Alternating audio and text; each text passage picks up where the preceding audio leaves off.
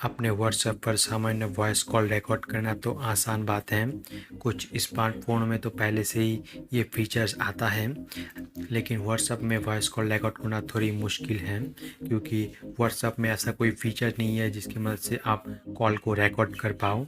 और व्हाट्सएप के लिए वॉइस कॉल रिकॉर्ड करने के कोई सरल तरीका नहीं है, लेकिन तरीका है। मैं आप लोगों को बता रहा हूँ कि एक ऐप डाउनलोड करना होगा। उसका मैं ऐप का फ़ोटो भी मैं डिस्प्ले पर दे दूँ, स्क्रीन पर दे दूँगा, आप लोग देख लेना।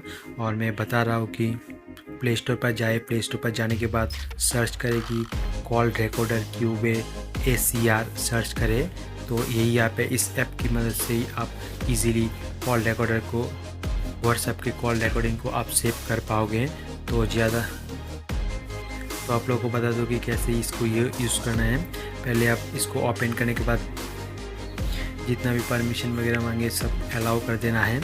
अलाउ करने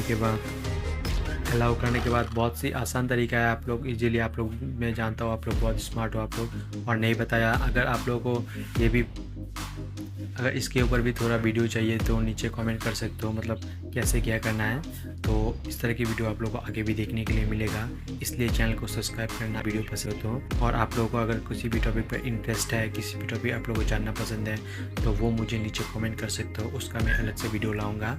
और ये वीडियो आप लोगों को कैसी लगी वो नीचे कमेंट करें, और जाते वक्त सब्सक्राइब करना ना भूलें।